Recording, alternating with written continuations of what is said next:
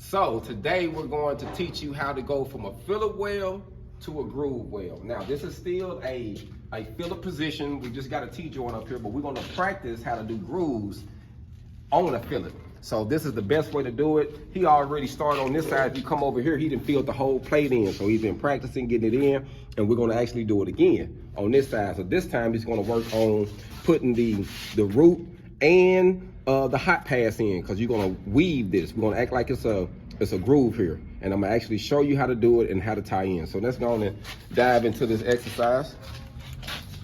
And this is a real good exercise when you're starting class and you're preparing to take your test, because you're gonna be doing a lot of testing in life, so you might as well get prepared and get comfortable. So our goal is to at least try to make it to close to the center of the plate. It all depends, because you're gonna be doing weaving, so you wanna make sure you 1, 2, 1, 2, 1, 2. You wanna make sure you hesitate. So let's dive in.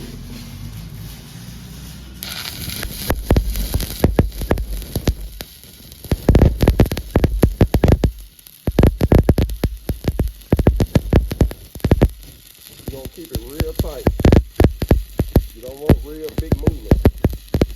If you wanna fall up here. And just making sure you tie in on the side wall and that back will fit.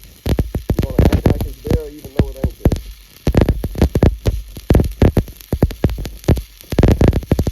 So just take your time. The main thing you don't want to do is stay in one spot too long or go too fast.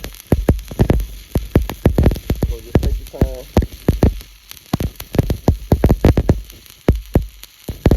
We got this welder on about 90 amps. And it's always good to pop out of it like that. You see how I popped out? Yeah. And it's good for that way, so that way I have a crater when I get ready to start the new weld. So what we're gonna do is, normally I like to wait for the rule of thumb. You always wanna make sure that the redness is out of it before you knock it off, because that'll keep you from having any pinholes or anything like that.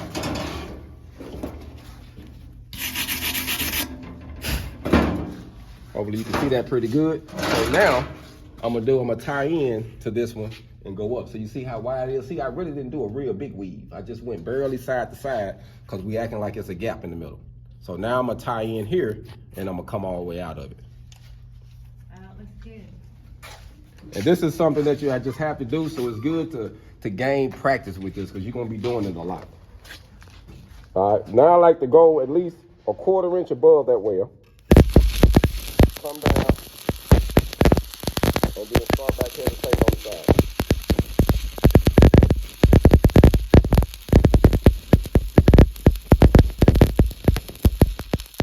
If you have to say 1,000, 2,000, do whatever you have to do to make sure you tie it in. And hesitating, because the hesitation is going to keep you from having undercut.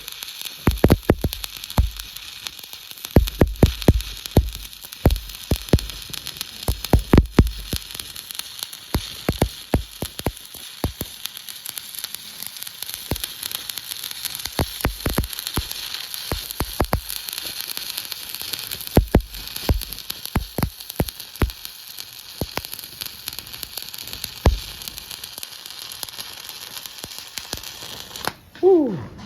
I pushed it all the way to the top. So this coupon is actually 7 inches long, and the test normally be, the test plate will be about 6 inches long. We made this 7 so it'll act like a runoff tab, where you start on the runoff tab and you end on it. So keep in mind, when they testing you, they're gonna cut out that first inch and throw it away.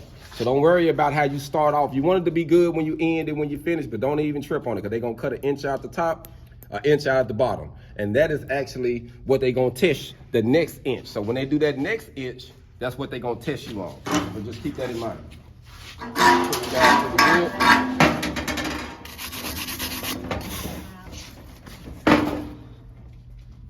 And now we got us a good root pass in. Now, if you have any flaws, anything's wrong with your root pass, you'll be able to fix it with your hot pass. So keep in mind. So now that's what we're about to do. Your hot pass is actually gonna go completely over this. That's the goal. Now, you can run stringers all the way out. But for the sake of time, I'm gonna do a weave. And most pipe welding, you're gonna have to do a weave. If it's structural, they'll say run 3 stringers in front of this. You know what I mean? Like if this was just a regular root pad, there's just run a stringer, 1, 1, 2, 3, or whatever. But since we filling this out for the sake of time, I'm gonna do a hot pass because it helps actually fix any error. So any errors I have, anything that hands are shaking or whatever, I can fix it in my hot pass. So we're gonna start the hot pass, and you literally just go right over. I mean your hot pass, you're gonna go right over your root pass. Not that much, just barely.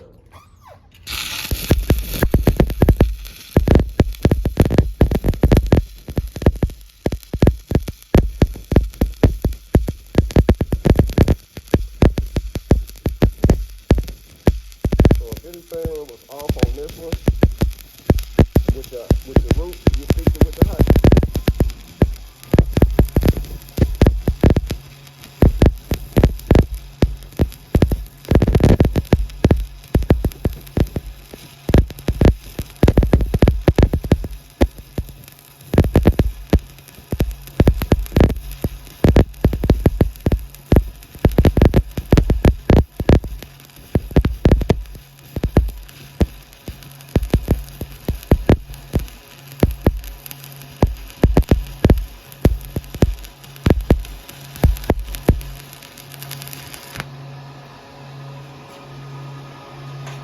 So for the sake of this exercise, I'm actually going to stop right here and I'm going to allow the student to continue. But that's just literally how you do this process. After he tie in here and bring it all the way back out, then it's safe that you run stringers the whole way. So all the way till you fill this up, you just run stringers all the way. Now, for an exercise, I would say go on and make sure you, if you can anyway, find you a coupon where you can just run weaves on it. So that way you can just practice on your weave. So I'll run one coupon where I'm just running stringers, and then I get a sample one where I can just run weaves. That way I can practice on that step.